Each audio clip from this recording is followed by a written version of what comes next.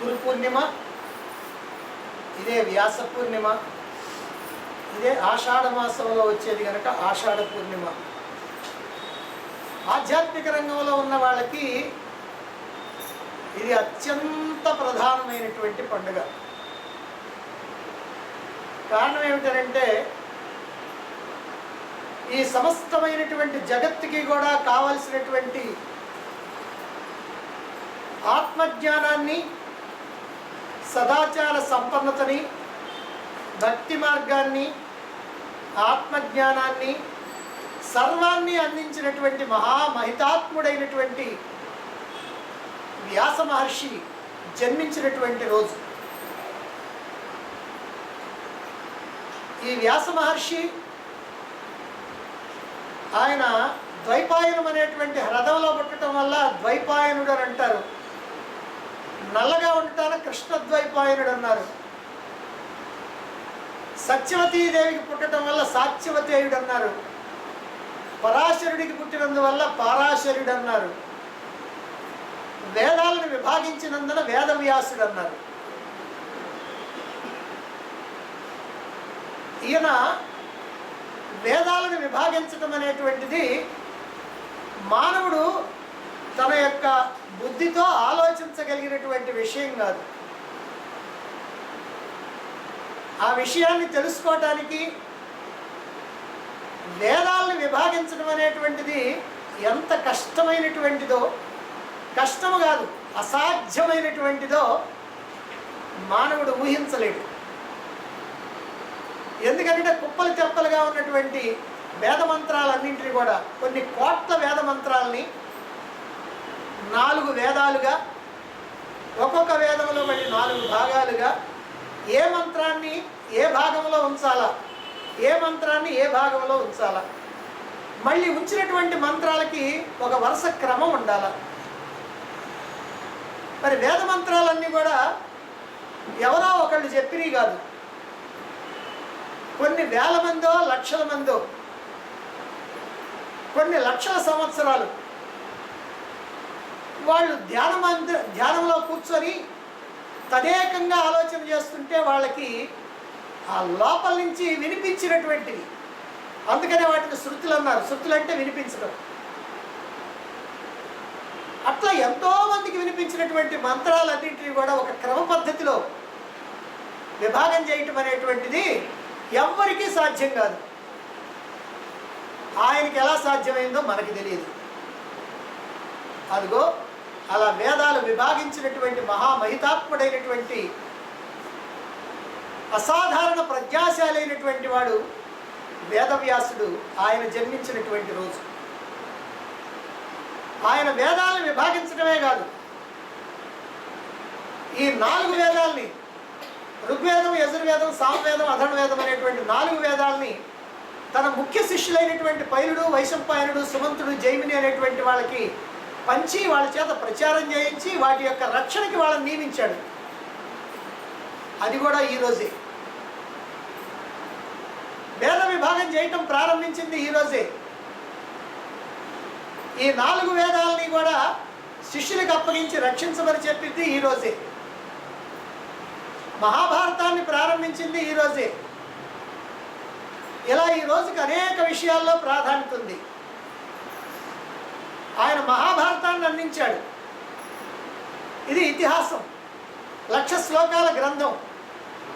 ఎవరు ఎలా చూస్తే అలా కనిపించేటువంటి గ్రంథం.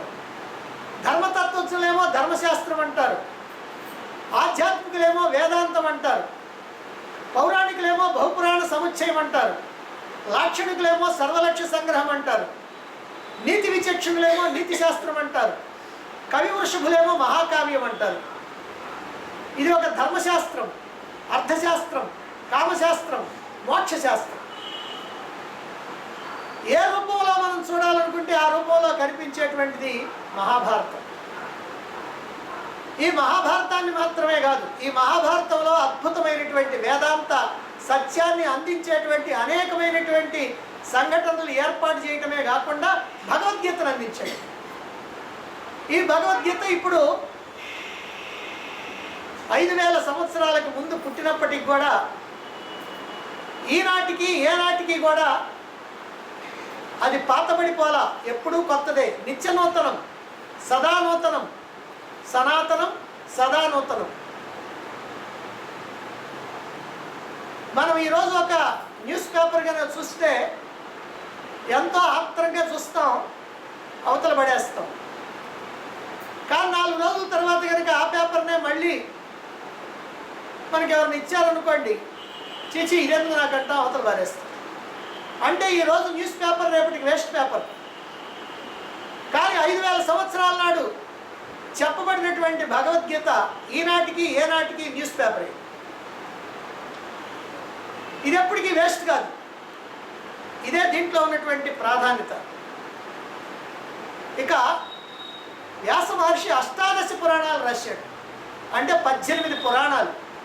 అంటే ఒక వ్యక్తి ఏం చేయగలుగుతాడనే దాన్ని ఊహించడానికి ఏమైనా వీలవుతుందేమో ఆలోచించండి. బ్రహ్మపురాణం, పద్మపురాణం, విష్ణు పురాణం, శివపురాణం, భాగవతం, భవిష్య పురాణం, నారద పురాణం, మార్కండేయ పురాణం, అగ్ని పురాణం, బ్రహ్మయోయత్త పురాణం, లింగ పురాణం, వరాహ పురాణం, సాంద పురాణం, వామన పురాణం, కూర్మ పురాణం, మత్స్య పురాణం, గరుడ పురాణం, వాయు పురాణం అని 18 పురాణాలు రాయటం జరిగింది. ఇందులో 24,000 శ్లోకాల నుంచి 1,00,000 శ్లోకాల వరకు ఉన్నటువంటి గ్రంథాలు ఉన్నాయి. అంటే సగటున దాదాపుగా 5 కోట్ల నుంచి 6 కోట్ల మంత్రాలతో, ఆ శ్లోకాలతో కూడుకొని ఉన్నటువంటిది. 1,00,000 శ్లోకాలతో ఉన్నటువంటిది మహాభారతం. ఇక ఆయన ఎన్ని గ్రంథాలు రాయటమో, ఎన్ని విశేషాలు చెప్పటమో అది మానవ మాత్రుడికి సాధ్యమయ్యేది కాదు. ఎందుకనంటే ఈ రోజున ఆయన్ని ఈ మాత్రమైనా తలుచుకోవాల్సినటువంటి అవసరం ఉంది. ఆయన గురించి తెలుసుకోవాలంటే గంటలు గంటలు గంటలు గంటలు తెలుసుకోవాలి, రోజులు రోజులు తెలుసుకోవాలి. మరి ఆధ్యాత్మిక రంగంలో స్థిరంగా నిలిచి పురోగమిస్తున్నటువంటి నా ఆత్మీయ సహచరులైనటువంటి, అనుచరులైనటువంటి, ప్రియ శిష్యులైనటువంటి మీ అందరికీ కూడా ఈ వ్యాస పూర్ణిమ, ఈ గురు పూర్ణిమ సందర్భంగా మీకందరికీ కూడా నా శుభాశీస్సులు అందజేస్తున్నాను. ఇక ఆషాఢ పూర్ణిమ ఆషాఢ మాసంలో వచ్చింది కాబట్టి, వ్యాస పూర్ణిమ వ్యాసుడు జన్మించినటువంటి రోజు గనక, గురు పూర్ణిమ అనేది వ్యాసుడు జగద్గురువు గనక. నిజంగా ఒక మాట ఉంది, వ్యాసోచ్ఛిష్టం జగత్ సర్వం అని. అంటే ఈ జగత్తంతా కూడా వ్యాసోచ్ఛిష్టం, వ్యాసుడు అట్లా నోట్లో నుంచి ఊసింది అనమాట. ఉచ్ఛిష్టం అంటే ఉంది. అంటే వ్యాసుడు ఏదైతే వదిలాడో అదే ఈ సమస్తమైనటువంటి జగత్తు, అది తప్ప ఇంకేమి లేదు.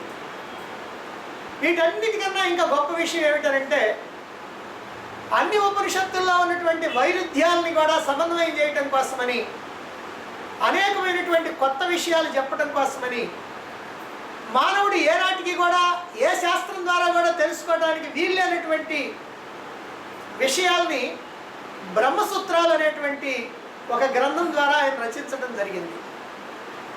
బ్రహ్మసూత్రాల్లో 4 అధ్యాయాలు ఉన్నాయి. ఒక్కొక్క అధ్యాయంలో 4 పాదాలు ఉన్నాయి. మొత్తం 16 పాదాలు, 555 సూత్రాలు. సూత్రము అంటే ఏదో పెద్ద బ్రహ్మాండంగా మనకేమో చెప్తాడు అనుకోబాకండి. సూత్రం అని అంటే చిన్న మాట అంతే. అధాతో బ్రహ్మ జిజ్ఞాస, ఇది మొదటి సూత్రం. అధాతో బ్రహ్మ జిజ్ఞాస,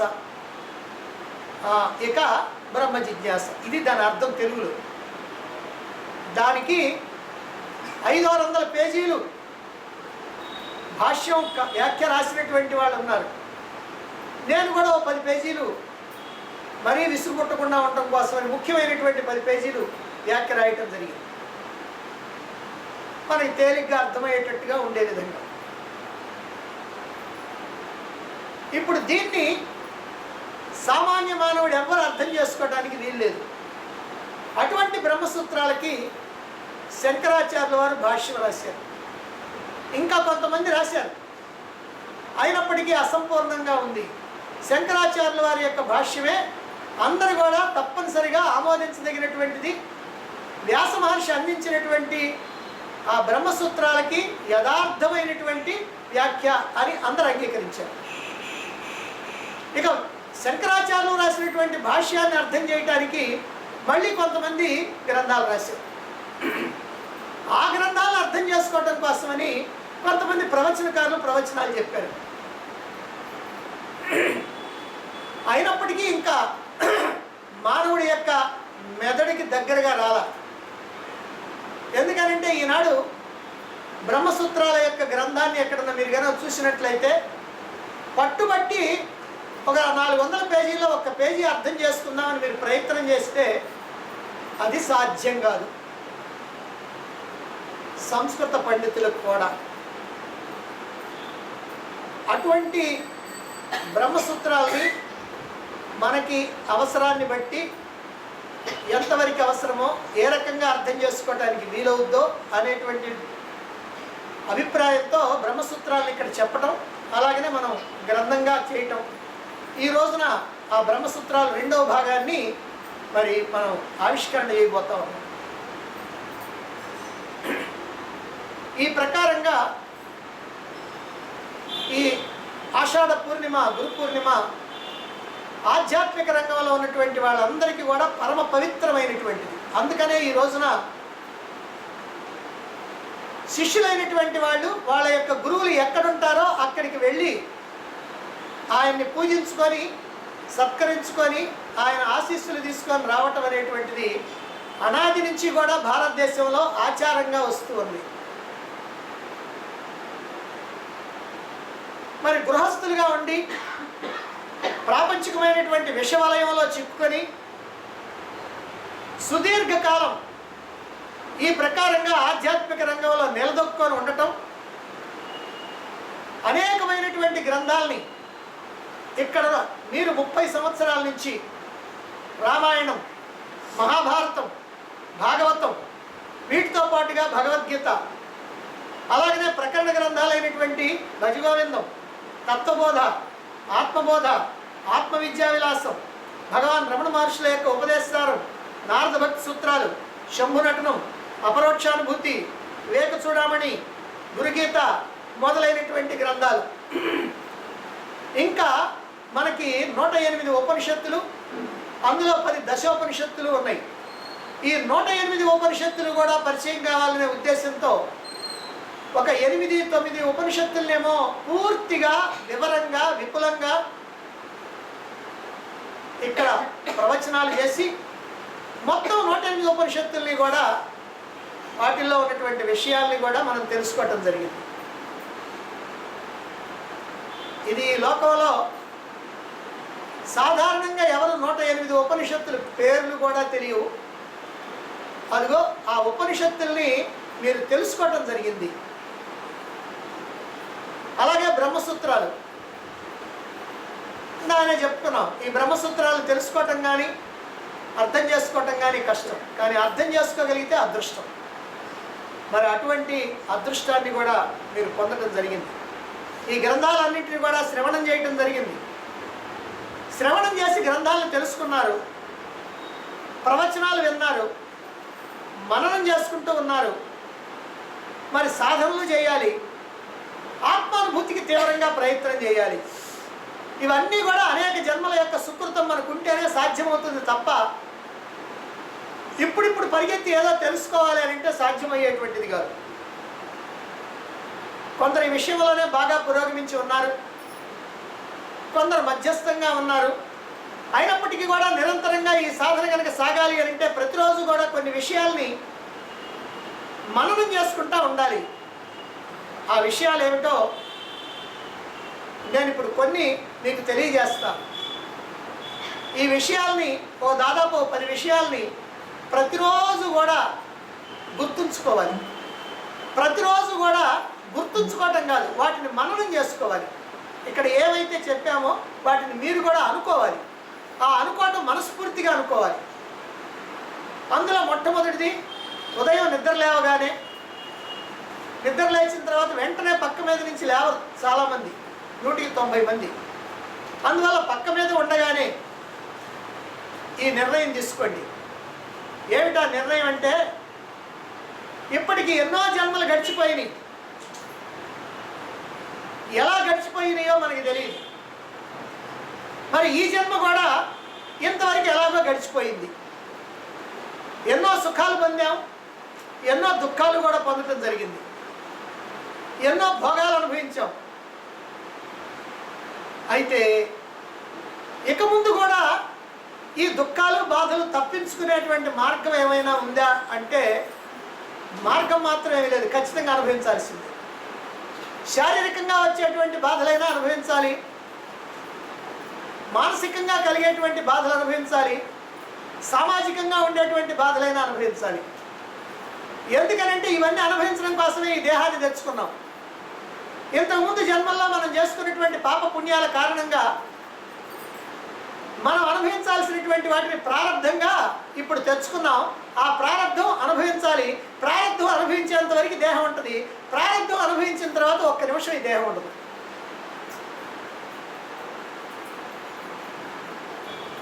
కాబట్టి వీటిని గురించే ఎందుకు ఆలోచించడం? ఎట్లాగూ అనుభవించాల్సిన దాని గురించి ఇంకా ఆలోచించడం ఎందుకు? వీటి కోసమే బ్రతకటం ఎందుకు? అలాగనే చేస్తే జన్మ వృధా అయిపోద్ది.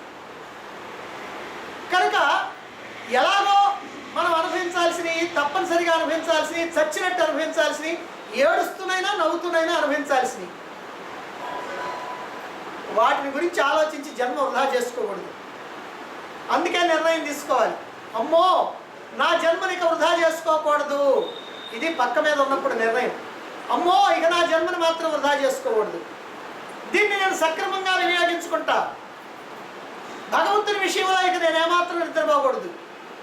నిద్ర అంటే నిజంగా నిద్ర కాదు, భగవంతుడిని పట్టించుకోకుండా ఉంటే నిద్ర. భగవంతుని విషయంలో నిద్రపోకూడదు, ప్రపంచ విషయంలో మేలుకొని ఉండకూడదు. కాబట్టి ఈ ప్రకారంగా నిరంతరము కూడా ఆ భగవంతుడికి దగ్గర అయ్యేటువంటి మార్గాన్ని నేను ఆలోచించాలి.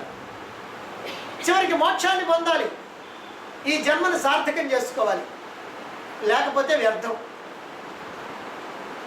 అయితే ఈ జన్మను సార్థకం చేసుకోవటం నా చేతుల్లోనే ఉంది. ఇది ఎవరి చేతుల్లోనో లేదు, నా చేతుల్లోనే ఉంది.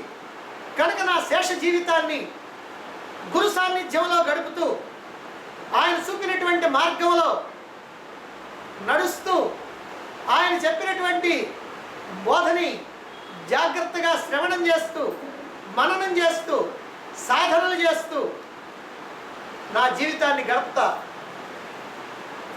దీనికి కనుక ఏదైనా ఆటంకం వస్తే, ఎవరైనా ఆటంకం కలిగిస్తే వాటన్నిటిని లెక్క చేయకుండా ఉంటా.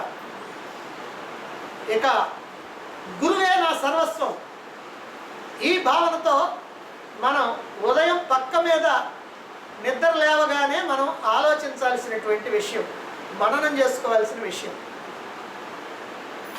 ఇక పక్క మీద నుంచి దిగే ముందు, అంటే దిగటానికి ఎప్పుడైతే రెడీ అయ్యామో అప్పుడు ఒకటి అనుకోవాలి, ఏమిటంటే అమ్మో యముడితో నాకు గొడవద్దు. ఇది అనుకోవాలి, అమ్మో యముడితో నాకు గొడవద్దు.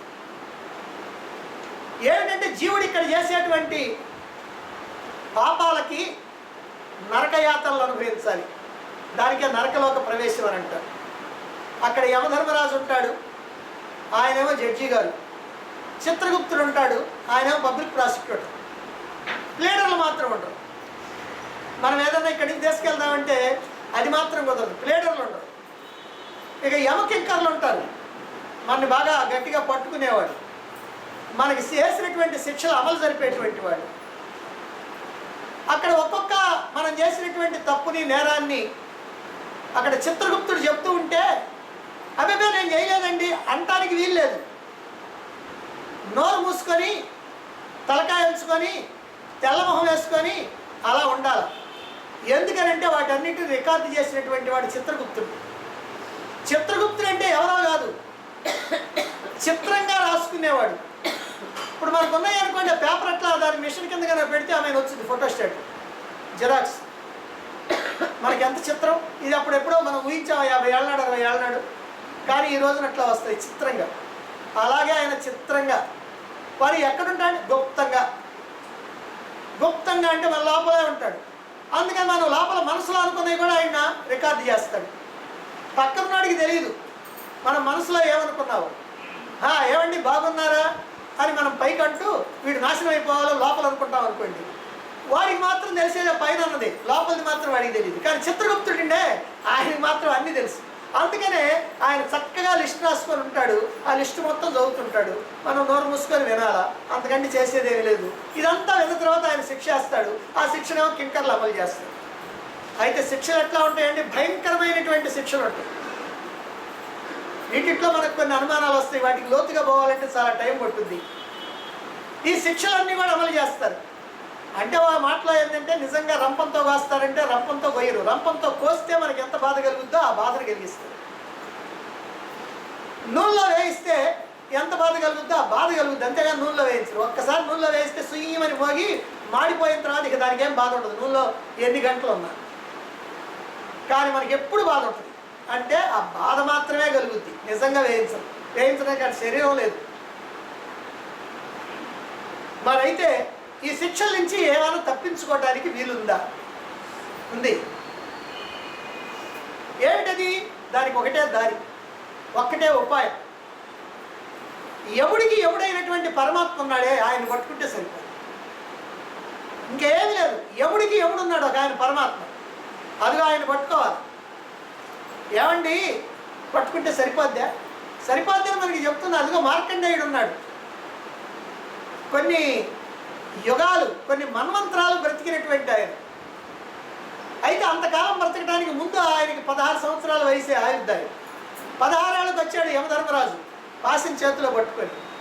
వెంటనే ఆయన శివలింగాన్ని కౌగిలించుకున్నాడు. అంతే, ఇక ఆయన పని చేయలేకపోయాడు. ఇంకేముంది, ఆ శివుడేమో శూలంతో ఒక దెబ్బేశాడు, ఆయన పోయాడు. ఇదంతా కథ. కథ నిజం కాదు, కానీ కథ ద్వారా మనం తెలుసుకోవాలి. శివలింగాన్ని పట్టుకున్నాడంటే పరమాత్మని పట్టుకోమని అర్థం. యమధర్మరాజు అనేవాడు ఆయన, ఒక ఆయన అక్కడ ఎవరో లేరు. మన టైం వస్తే మనం పోవటమే యమధర్మరాజు.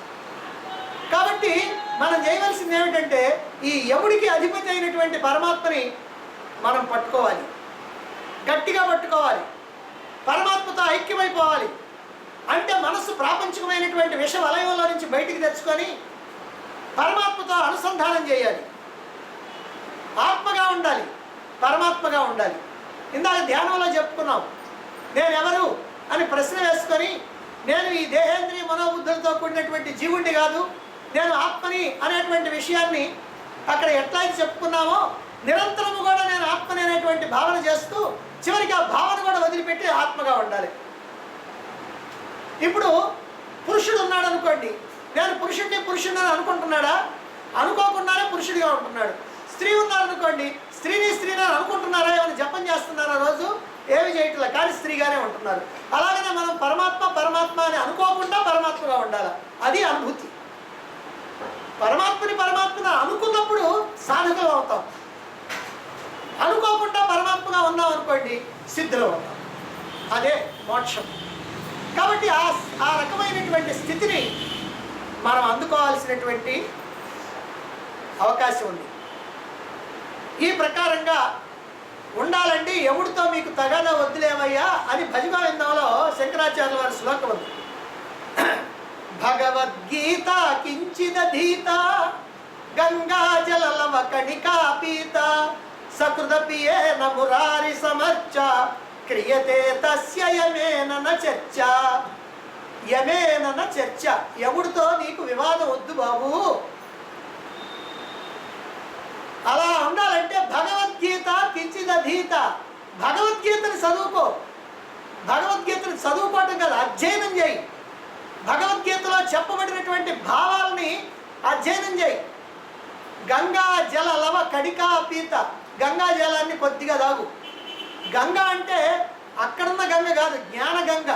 అంటే భగవద్గీతలో ఉన్నటువంటి జ్ఞాన గంగని తాగేసేయాల. అంటే మనం జీర్ణం చేసుకోవాలి. మనం కనుక మంచినీళ్ళు కనుక తాగితే, లేదా ఏదైనా డ్రింక్ కనుక తాగితే ఎట్లయితే డామున అరిగిపోద్దో ఆ ప్రకారంగా భగవద్గీతలో ఉన్నటువంటి జ్ఞానం మనం కాస్త తాగేసేయాలి. సకృతపియేన మురారి సమర్చ. మురారి అంటే శ్రీకృష్ణుడు, శ్రీకృష్ణుడు అంటే భగవాన్. కాబట్టి పరమాత్మని అర్చించు. పరమాత్మని అని అంటే నిరాకార నిర్గుణ పరమాత్మని అర్చించడానికి వీల్లేదు కనుక నీ ఇష్టం వచ్చినటువంటి ఒక విగ్రహాన్ని పరమాత్మగా భావించి అర్చించు. ఇదే యముడితో నీకు తగాదా లేకుండా పోయింది. ఎందుకంటే యముడి జ్యూరిస్డిక్షన్ వేరు, మనం వేరే ఉన్నాం.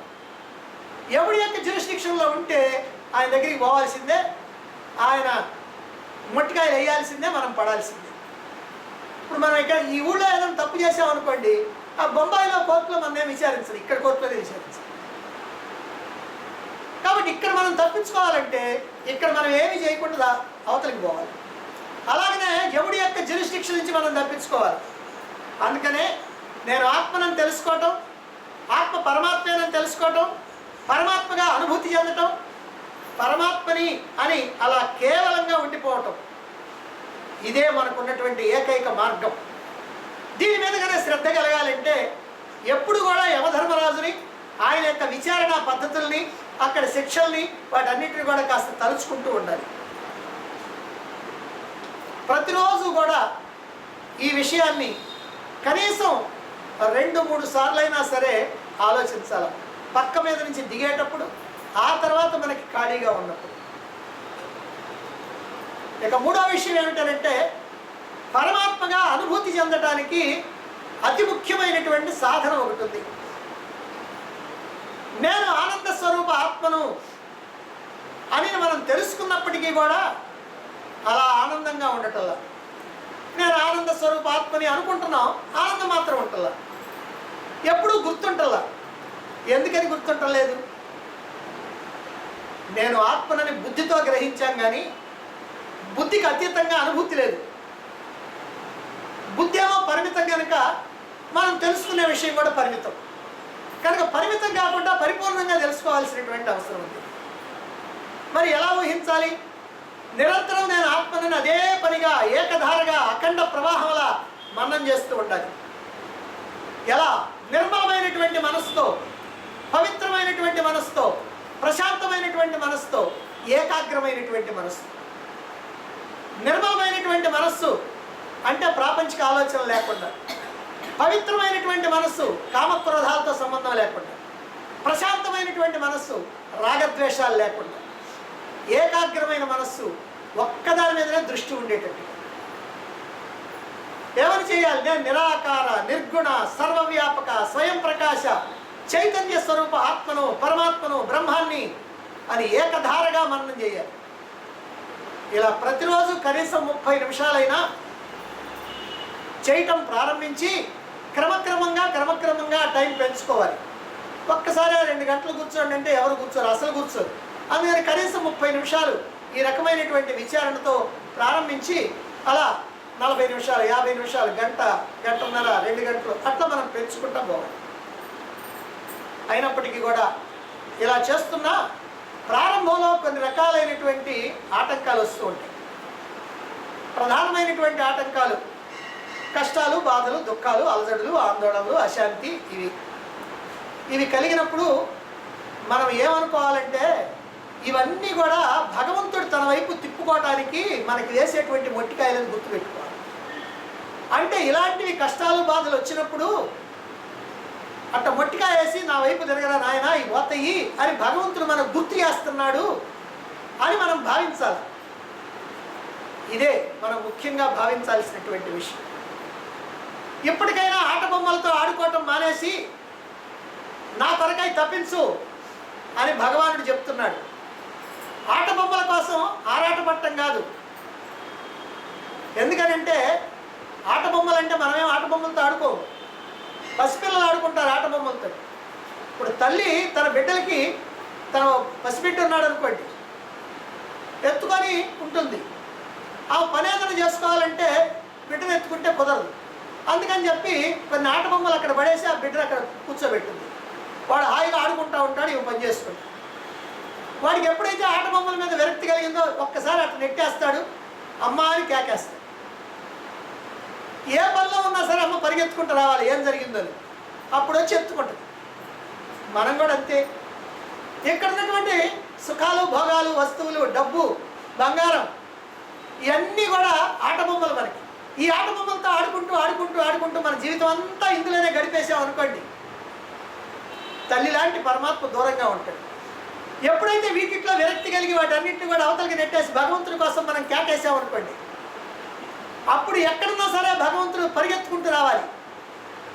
ఎట్లయితే గజాంతుడి యొక్క కేకకి ఆయుధాలు తీసుకోకుండా, వాహనాలు తీసుకోకుండా ఎట్లయితే పరిగెత్తుకుంటా వచ్చాడో అదిగో ఆ ప్రకారంగా రావాలి. సిరికించెప్పడు శంకు చక్ర యుగమున్ చేయదో ఈ సంధిప్పడు అని ఎట్లయితే భగవంతుడు పరిగెత్తుకుంటా వచ్చాడో అదిగో ఆ ప్రకారంగా రావాలి. అందుకని అయితే మనం కేక వేయాలి. కేక వేయాలంటే ఈ ఆట బొమ్మల మీద మనకి విరక్తి కలగాలి. కానీ ఇందులోనే మనం మునిగిపోయి ఇదే ప్రధానం అనుకొని ఇక్కడే కనుక ఉన్నట్లయితే మనం కేక వేసేది లేదు, అవి వచ్చేది లేదు. అందుకనే మనం పరమాత్మ కోసం ఆక్రోశించాలి. ఇక మరొక ఆటంకం, ఈ ప్రపంచం కానీ, ఇక్కడ వస్తువులు కానీ, ఈ ధన సంపదలు కానీ, భార్యాబిడ్డలు కానీ, బంధుమిత్రులు కానీ, ఇదంతా ఒక కళ. ఏమిటండి మరి కళ అంటారు, ఇంత బ్రహ్మాండంగా జరుగుతుంటే అని మనం అనుకోవచ్చు. రాత్రి వచ్చినటువంటి కళ ఎలాంటిదో ఇది కూడా అలాంటిది. రాత్రి వచ్చినటువంటి కళ, ఆ కళ జరుగుతూ ఉన్నప్పుడు ఎవరైనా నీ దగ్గరికి వచ్చి ఇది కళ అంటే ఆ కళలో ఒప్పుకుంటారా? అదేమిటండి నిజంగా జరుగుతుంటే కళ అంటారు అని అంటారు కదా కళలో. కానీ మేలుకున్న తర్వాత ఇక మీకు ఎవరు చెప్పక్కర్లా, ఇది కళేనని అర్థమైపోయింది. అంటే స్వప్నంలో ఉన్నంత కాలము స్వప్నం యథార్థం, కానీ జాగ్రత్తలోకి అంటే మెలకువలోకి వచ్చినప్పుడు అది కాస్త అబద్ధం. జాగ్రత్తలో ఉన్నప్పుడు ఇది అంతా యథార్థంగా అనిపిస్తుంది, కానీ జాగ్రత్తలో నుంచి జాగ్రత్త జ్ఞానంలోకి మేలుకుంటే ఇదంతా అబద్ధం అవుతుంది. అప్పుడు మనం అసలైనటువంటి సత్యంలో ఉంటాం. కాబట్టి రాత్రి వచ్చినటువంటి కళ చిన్న కళ, ఇదేమో పెద్ద కళ, అంతే తేడా. రెండు తేడా ఏమీ లేదు. ఈ విషయాన్ని ఇది ఒక కళ అని తెలుసుకొని దీని మీద విపరీతమైనటువంటి ఆసక్తిని పెంచుకోకుండా ఉండాలి. కొద్ది కాలం ఉండిపోయేటువంటిది మానవ జీవితం. ఇంతవరకు చాలా కాలం గడిచిపోయింది, ఇక ముందు కూడా ఎట్లా గడుస్తుంది. కానీ ఇక ఉన్నది కొద్ది, కనుక ఈ కొద్దిైనా మనం జాగ్రత్తగా ఉపయోగించుకోవద్దా అనేటువంటి ఆలోచన చేయాలి. ఎందుకనంటే ఈ కొంచెం జీవితంలో మళ్ళీ అన్యాయాలు, అక్రమాలు, అధర్మాలు చేయటమే కనుక అయినట్లయితే మనం వాటికి శిక్ష అనుభవించాలి. అలా కాకుండా భగవత్ సంబంధమైనటువంటి ఆలోచనలో ఉంటూ, శాస్త్రాలను తెలుసుకుంటూ, మననం చేస్తూ, సాధనలు చేస్తూ, భగవంతుడి కోసం తప్పిస్తూ, ఆ పరమాత్మ యొక్క సాక్షాత్కారానికి కృషి చేస్తూ కనుక ఉన్నట్లయితే అప్పుడు మనకి ఈ ఉన్నటువంటి ఈ కాస్త జీవితం కొన్ని జన్మలు మనకు రాకుండా చేస్తుంది. మనం మెదలకుండా ఊరుకుంటే ఇంకా కోటాను కోట్ల జన్మలు ఎత్తాలి. ఆ జన్మల్లో జన్మ దుఃఖం, జరా దుఃఖం, వ్యాధి దుఃఖం, మరణ దుఃఖం అంటూ దుఃఖాలు అనుభవించాలి. అవన్నీ కనుక పోవాలంటే ఇప్పుడు మిగిలినటువంటి కాస్త జీవితాన్ని సక్రమంగా వినియోగించుకోవాలి. అప్పుడే మనం చావు పుట్టుకలు లేనటువంటి శాశ్వత ఆనందాన్ని మనం అందుకోవటానికి వీలవుతుంది. మనం ప్రజల మెప్పు కోసం కాదు ప్రయత్నం చేయాల్సింది, పరమాత్మ యొక్క మెప్పు కోసం. లోకంలో చాలామంది కూడా వాళ్ళు ఏ పని చేసినా సరే 10 మంది నన్ను గురించి చెప్పుకోవాలనేటువంటి కోరిక ఉంటుంది. అందుకని బాగా ప్రచారం చేసుకుంటూ ఉంటారు. కానీ అది కాదు, ప్రజల మెప్పు కాదు మనకు కావాల్సింది, పరమాత్మ యొక్క మెప్పు కావాలి. అప్పుడే మనకి ప్రయోజనం కలుగుతుంది. పరమాత్మ మెప్పు కోసం నేను ఏం చేయాలి అనేటువంటి ఆలోచన చేయాలి. అందుకనే మనం ఏం కావాలంటే గురువు చేతిలో మురళినైపోవాలి అని గుర్తుపెట్టుకోవాలి. మురళి అయిపోవటం ఏంటంటే, మురళిని చూడండి ఒకసారి, బ్రహ్మాండంగా వాయిస్తారు కదా మురళితోటి. శ్రీకృష్ణుడు కూడా అట్లా వాయిస్తేనే కదా గోపికలందరూ పరిగెత్తుకుంటా వచ్చేది. ఆ మురళిని చూస్తే తెలుస్తుంది ఏముంది, ఒట్టి లొట్ట, లోపల ఏమైనా ఉందా, ఏమీ లేదు. మనం కూడా అట్ట అయిపోవాలి. అంటే లోపల అవి కాస్త ఇవి కాస్త ఇవి కాస్త ఇవి కాస్త అన్నీ పెట్టుకుంటే పరమాత్మకు చోటు ఎక్కడుంది? పరమాత్మకు చోటు చిక్కాలంటే చెత్తంతా బయటికి పంపించాలి. చెత్తంతా బయటికి పంపిస్తే మనం మురళి అయిపోతాం. మురళి అయిపోతే భగవంతుడి యొక్క పెదాల మీదకి వస్తాం, ఆయన ఓపుతాడు బ్రహ్మాండంగా. అదిగో ఆ ప్రకారంగా భగవంతుడి చేతిలో మురళి అయిపోవాలా అనేటువంటి విషయాన్ని ఇక్కడ గుర్తుపెట్టుకోవాలి. అలాగే కామం, క్రోధం, లోభం, మోహం, మదం, మాత్సర్యం అంటే అరిషడ్వర్గాలు ఉన్నాయి. ఈ అరిషడ్వర్గాల్ని జయించాలనుకుంటాం. ఇప్పుడు నేనేం చెబుతానంటే వృద్ధి చేసుకోండి. అరి అంటే శత్రువు, శత్రువుల్ని బాగా వృద్ధి చేసుకోండి చెప్తున్నారేమండి అని ఆశ్చర్యం వేస్తుంది. ఎట్లా అంటే ఇప్పుడు కామం అంటే కోరిక కదా, ఇప్పుడు కోరికను వృద్ధి చేసుకోండి. ఏమంటే పరమాత్మ యొక్క సాక్షాత్కారాన్ని నేను ఈ జన్మలోనే పొందాలి. నా స్వస్థితిలో నేను నిలవాలి, బ్రహ్మానందాన్ని పొందాలి అనేటువంటి కోరికను పెంచుకోండి. ఇది కామం. మరి క్రోధం, మనం అనుకున్న దానికి ఎవడన్నా అడ్డం వస్తే వాడి మీద కోపం వస్తుంది. మనం ఏదన్నా కనుక సంపాదించుకుంటుంటే వాడు అడ్డం వచ్చాడు, వాడి మీద కోపం వస్తుంది. కనుక మన శాస్త్ర శ్రవణానికి ఎవడన్నా అడ్డం వచ్చాడా, మన సాధనలకు ఎవడన్నా అడ్డం వచ్చాడా, వాడి మీద కోపం ప్రదర్శించండి. కాబట్టి కోపాన్ని కూడా ఉంచుకో, ఏం పర్వాలేదు. లోభం, లోభం అంటే పిసినారుతనం, దొరికిందంతా నాకే కావాలి. ఇప్పుడు ఏం చేస్తారు మరి? లభించినటువంటి జ్ఞానం, ఈ సాధన ఫలం నాకే ఉండాలి అని కోరుకోండి, ఏం పర్వాలేదు, తప్పులేదు. మరి మోహం, మోహం అంటే ఉన్నదాన్ని ఒకదాన్ని ఒకటిగా చూడటం అన్నమాట. ఈ జ్ఞానం ద్వారా, సాధన ద్వారా ఈ మోక్షాన్ని, ఆనందాన్ని నేను ఖచ్చితంగా పొందగలననేటువంటి మోహం. మన మోహం ఏమిటంటే ఈ వస్తువుల ద్వారా నేను సుఖాన్ని పొందగలను, ఈ ఇల్లు కట్టుకుంటే నేను సుఖాన్ని పొందుతా, ఏసీ తెచ్చుకుంటే నేను సుఖాన్ని పొందుతా, రేడియో తెచ్చుకుంటే సుఖాన్ని పొందుతా, టీవీ తెచ్చుకుంటే సుఖాన్ని పొందుతా అనుకుంటాం. ఏ సుఖం పొందుతాం? 4 రోజులు సుఖం పొందుతారో రిపేర్ వచ్చిందంటే అప్పుడే దుఃఖం. అందుకని అట్లాంటి దుఃఖం లేకుండా ఎప్పుడు సుఖంగా ఉండాలి అని అంటే అది పరమాత్మని ఆశ్రయించడమే. పరమాత్మను ఆశ్రయించడం అంటే జ్ఞానాన్ని ఆశ్రయించడమే. కాబట్టి ఈ జ్ఞానం ద్వారా అటువంటి ప్రయోజనాన్ని నువ్వు పొందాలి. ఇక మతం, ఏమంటే మతం కూడా మనకు ఉండాలంటే ఉంచుకో, ఏం పర్వాలేదు. కాబట్టి ఏ మతం ఉంచుకోవాలో అది తెలుసుకోవాలి. ఈ పొందినటువంటి జ్ఞానాన్ని, ఈ వేదాంత విజ్ఞానాన్ని తలుచుకొని ఆహా అని మతంతో ఉండు, ఏం తప్పులేదు. అలాగనే మాత్సర్యం, మాత్సర్యం అంటే అసూయ, ఇతరులను చూసి కళ్ళల్లో నిప్పులు పోసుకోవటం. మీరు ఇది వద్దని చెప్తాం కదా, ఇక్కడ మాత్రం ఒక మాత్సర్యం ఉండాలి. నాకంటే ఎవరైతే ఉన్నతంగా ఉన్నారో, ఎవరైతే బాగా సాధనలు చేస్తున్నారో, ఎవరైతే బాగా శాస్త్రాన్ని తెలుసుకుంటున్నారో వాళ్ళ మీద నువ్వు మాత్సర్యాన్ని కలిగి వాళ్ళకన్నా నేను ఎక్కువగా నేర్చుకోవాలి, వాళ్ళకన్నా నేను ఎక్కువగా చెయ్యాలి అనేటువంటి మాత్సర్యాన్ని కలిగి ఉండు. ఈ ప్రకారంగా ఈ అరిషడ్ వర్గాలు ఏవైతే ఉన్నాయో వాటిని కూడా ఈ రకంగా మార్చుకొని నువ్వు ఉండొచ్చు అని.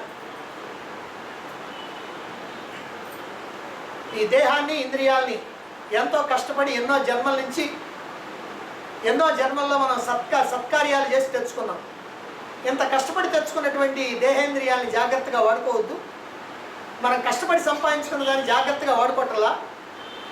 మరి కళ్ళను దేనికి ఉపయోగించుకుంటామంటే మహాత్ముల్ని, పెద్దల్ని, గురువుల్ని దర్శించడానికి ఈ కళ్ళను ఉపయోగించుకో, గురుబోధలు వినడానికి చెవులను ఉపయోగించుకో, సత్సంగానికి వెళ్ళడానికి కాళ్ళను ఉపయోగించుకో, గురుసేవ చేయడానికి చేతులను ఉపయోగించుకో, దేహాన్ని దైవ కార్యాలకి వినియోగించుకో, వాక్కుని పారాయణలకి, యజ్ఞయాగాదులకి వాటికి ఉపయోగించు, సందేహాలు తీర్చుకోవడానికి ఉపయోగించు, మనస్సుని పరమాత్మ సంబంధమైనటువంటి ఆలోచనలకు ఉపయోగించుకో, బుద్ధిని ఆత్మవిచారణకు ఉపయోగించుకో. ఈ ప్రకారంగా నీకున్నటువంటి సమస్తమైనటువంటి అవయవాలను కూడా ఇట్లా ఉపయోగించుకో. ఈ దేహం అనేటువంటిది యోగం కోసం వచ్చింది, భోగం కోసం రాలా. భోగం రోగానికి దారితీస్తుంది, యోగం భగవంతుడికి దగ్గర చేస్తుంది. అందుకని ఈ సమస్తమైనటువంటి ఇంద్రియాలని కూడా ఈ యోగం కోసమే, భగవంతుడితో ఐక్యత కోసమే ఉపయోగించుకుంటాను అనేటువంటి సత్యాన్ని ఎల్లప్పుడూ కూడా గుర్తుంచుకోవాలి. దీపం ఉండగానే ఇల్లు చక్కబెట్టుకున్నట్టుగా దేహం ఉండగానే ఈ ఆత్మానుభూతికి పాటుపడాలి. దేహం పోయిన తర్వాత ఏం చేస్తాం? చేతులు గాలిన తర్వాత ఆకులు పట్టుకున్నట్టుగా ఉంటుంది. అందుకని దేహం ఉండగానే మనం జాగ్రత్త పడాలి. జన్మ మరణాల్లో ఇరుక్కొని బాధపడేటప్పుడు, వృద్ధాప్యం వచ్చి దేహంలో పటుత్వం తగ్గినప్పుడు, నరకయాత్రల్ని అనుభవించాల్సి వచ్చినప్పుడు, మళ్ళీ జన్మ కోసం యాత్రాశరణం అనేక యాత్రలు పడుతూ ఉన్నప్పుడు అయ్యో అప్పుడు నేను జాగ్రత్త పడకపోతేనే అని మనం ఎంత ఏడ్చినా ఏమీ ప్రయోజనం లేదు. కనుక ఎప్పుడు ప్రాపంచికమైనటువంటి విషయాల యొక్క మాయలో కాలం గడపకుండా వాటి కోసం ఎంత ఏడ్చినా, ఎంత మొత్తుకున్నా ఏం ప్రయోజనం లేదు. కాబట్టి జాగ్రత్తగా ఉండాలి, ఈ ఇంద్రియాలను ఉపయోగించుకోవాలి. ఇక లౌకికమైనటువంటి వస్తువులు కానీ, భోగాలు కానీ, వీటి మీద నాకేమైనా విరక్తి కలుగుతున్నదా, కొంతైనా విరక్తి కలుగుతున్నదా లేదా అని అప్పుడప్పుడు కాస్త మనల్ని మనం ప్రశ్నించుకోవాలి. మనల్ని మనం ప్రశ్నించుకునేటప్పుడు నిష్పక్షపాతంగా ప్రశ్నించుకుంటేనే మనకి ప్రయోజనం. అలా కాకుండా అబ్బా నాకంత భలే వైరాగ్యం వచ్చిందండి, ఇప్పుడు కొంతమంది చెప్తుంటారు నాకంత వైరాగ్యమేనండి, అసలు నాకు ఏమి పట్టదా, అసలు ఏం అక్కర్లేదా అంటే అది ఉన్న ఏదో ఉండాలండి, మామూలుగా వచ్చి రావాలా, ఇక నాకేం వైరాగ్యం అంతే అంటే ఈ వైరాగ్యం కాదు. కనుక మనకి వైరాగ్యాలు ఉన్నాయి, రకరకాల వైరాగ్యాలు. పురాణ వైరాగ్యం, ప్రసూతి వైరాగ్యం, శ్మశాన వైరాగ్యం, ఇలాంటి వైరాగ్యాలు కాదు, కాసేపు ఉండిపోయేటువంటి వైరాగ్యాలు కాదు, నిజమైనటువంటి వైరాగ్యాలు కాదు. అలా నేను కుండని కాదు కుండలో ఉన్న ఆకాశాన్ని, నేను దేహాన్ని కాదు దేహంలో ఉన్నటువంటి ఆత్మని అని ఈ ప్రకారంగా ప్రతిరోజు కూడా పక్క మీద ఉన్నప్పుడు, ప్రక్క మీద నుండి లేచేటప్పుడు, మిగిలినటువంటి సమయంలో తీరిక చిక్కినప్పుడు, రాత్రి పడుకోబోయేటప్పుడు, పడుకున్న తర్వాత నిద్రకి ముందు, నిద్ర లేచేటప్పుడు ఇలా ప్రతిరోజు కూడా ఆలోచిస్తూ విచారణ చేస్తూ నిద్రలోకి జారిపోవాలి. ఈ రకమైనటువంటి ప్రతిజ్ఞలు, ఈ రకమైనటువంటి భావనలు, ఈ రకమైనటువంటి విచారణలు తప్పకుండా మనని పరమాత్మ వైపుకి నడిపిస్తాయి. ఈ విషయాన్ని గ్రహించి మన యొక్క జీవితాన్ని ఇలా మలుచుకుంటే ఈ జన్మ తప్పనిసరిగా సార్థకమవుతుంది. ఈ విధంగా లభించినటువంటి అపురూపమైనటువంటి దుర్లభమైనటువంటి మానవ జన్మని సార్థకం చేసుకొని ఈ జన్మలోనే స్వస్థితిలో నిలిచి మోక్ష స్థితిలో నిలిచి నిలవగలరని